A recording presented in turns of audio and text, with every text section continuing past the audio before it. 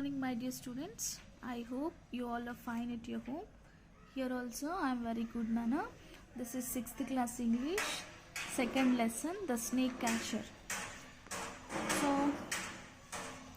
in this lesson, page number 34, the coromandel fishes. So page number 34, second paragraph is over.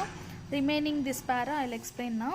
Sweet is the shade of the coconut glade, and the scent of the mango grove, and sweet are the sands at the full o'er the moon with the sound of the voices we love. But sweeter, O brothers, the kiss of the spray and the dance of the wild foam's glee. Row, brothers, row, the edge of the verge where the low sky meets with the sky. So అక్కడ దాని meaning ఏంటంటే నాన్న, the shade of the coconut Glade అంటే వాళ్ళు అక్కడ ఆ night time వాళ్ళు అలా వెళ్ళినప్పుడు కోకోనట్ ఉంటాయి అన్నమాట. అంటే కొబ్బరి చెట్లు అవన్నీ ఉంటాయి కదా, అంటే కొంచెం చిన్న ఫారెస్ట్ లాగా ఉండేసి అవి కొన్ని షేడ్ అంటే నీడల్లో పడి ఉంటాయి కదా, బయల్ ఓపెన్ ప్లేస్లో ఉన్నటువంటి కోకోనట్ ట్రీస్. తర్వాత scent of the mango groves, అంటే అక్కడ మామిడి తోటలు కూడా ఉంటాయి. సో వాటి వాసన కూడా వాళ్ళకి తెలుస్తుంటుంది.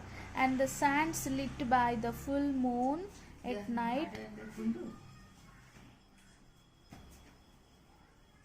and the sands lit by the full moon at night with the sounds of the voices they love. అంటే ఇవన్నీ కూడా ఉన్నప్పటికీ వాళ్ళందరూ వాటికి ఇష్టమే, కానీ the kiss of the spray and the formed అంటే ఫోమ్ అంటే ఏంటంటే సముద్రము అటు ఇటు కొట్టుకుంటున్నప్పుడు అలలు ముందుకు వెనక్కి వెళ్ళినప్పుడు అక్కడ కొంచెం ఫామ్ అంటే ఒక నురగలాగా వస్తుంది అనమాట.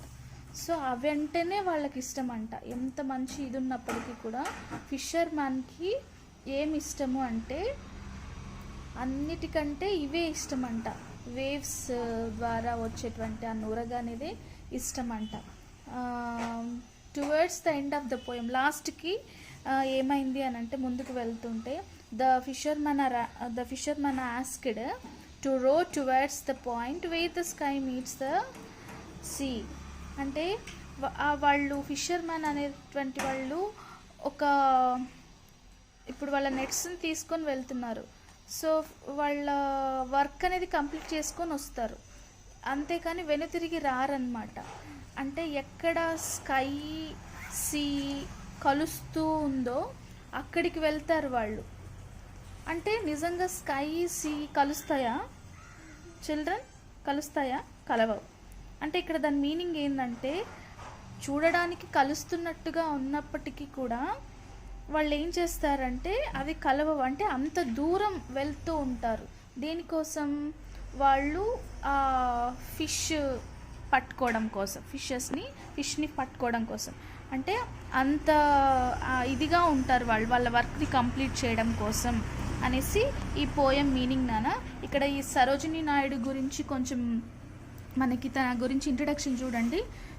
Sarojini Naidu was Indian political leader Born on February 13th, 1879 in Hyderabad, India. ఇండియాలో హైదరాబాద్లో ఈమె 1879 ఫిబ్రవరి 13న పుట్టిందంట నాన్న. ఆమె ఒక రాజకీయ నాయకురాలు. So in 1925 she was elected as the first female president of the Indian National Congress.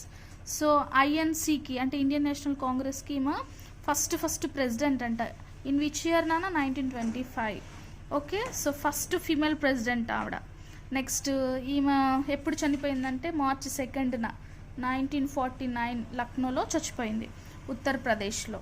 Lucknow, Uttar Pradesh. Sarojini Naidu ఎప్పుడు కూడా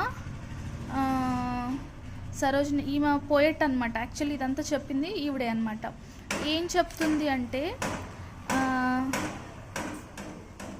an era of struggle, slavery, freedom fighting. అంటే ఎక్కువగా ఏం గురించి చెప్పిద్దంటే ఫ్రీడమ్. అప్పుడు మనకి స్వతంత్రం రాకముందు ఇండియన్స్ అందరూ కూడా under the British ruling. So at the time వాళ్ళు ఏం చేస్తారు, వాళ్ళు పడ్డటువంటి కష్టాలు కానీ, బానిసత్వం గురించి కానీ, తర్వాత ఫ్రీడమ్ ఫైటింగ్ అంటే స్వాతంత్రం కోసం వాళ్ళు చేసేటువంటి యుద్ధం కానీ వీటన్నిటి గురించి ఆవిడ రాస్తూ ఉంటుంది. The poem Coromandel fishes is about fisherman. అంటే ఈ కోరమాండల్ ఫిషెస్ అనేటువంటిది ఈ పోయం ఫిషర్మ్యాన్ అనే వాళ్ళ గురించి అయినప్పటికీ it metaphorically reflects the poet's desire for freedom India, and thus she encourages the people of the nation to hasten their struggle. అంటే ఇక్కడ మెటఫోరికల్లీ అంటే ఉపమానం అన్నమాట. అంటే వీళ్ళు ఎలా అయితే ఫిష్ కోసం ఎంత స్ట్రగుల్ చేసి అర్లీ మార్నింగ్ సూర్యుడు ఉదయించక ముందే లెగిసి వెళ్ళి వాళ్ళ పనులు చూసుకొస్తారో, ఎంత కష్టమైనప్పటికీ కూడా, అలాగే ఇండియా కోసం పీపుల్ అనేటువంటి వాళ్ళు, ప్రజలు అనేటువంటి వాళ్ళు అలాగే ఇండియా ఫ్రీడమ్ కోసం వాళ్ళు కూడా పోరాడాలి. హ్యాస్టన్ అంటే తొందరపడాలి, స్ట్రగుల్ కోసం పోరాడాలి మన దేశం కోసం అనేసి ఆ పోయెట్ డిజైర్ అనమాట. అంటే ఈమె కోరిక అనమాట అది. సో దాన్ని ఉపమానంగా మెటఫోరికల్లీ అంటే ఉపమానంగా వీళ్ళకి కంపేర్ చేస్తూ ఇండియా గురించి ఎలా చేయమని చెప్తుంది. సో ఇక్కడ గ్లాసరీ ఇచ్చారు చూడండి నాన్న. Dawn, sunrise. Next catamarans, a twin-hulled boat captured to take control of. Hasten, hurry. Glade, cleared space in a forest. Grew, a small forest. Glee, happiness. Verge, an edge. Hopper, rhymings also given here, Seema. Light, night. Free, sea. Call, all. Drives, leaves. So next నాన్న correct options నాన్న చూడండి. Choose the correct answer. The poet says that the sea is our. Sea ఏమవుతుందని చెప్పింది నాన్న? Mother. So have to tick this. Next the poet says that the cloud is our. Cloud ఎవరన్నారు? Brother. Next వేవ్స్ని ఏమన్నారు? Comrades. Okay. So we have to completed our second unit successfully. So these are the questions of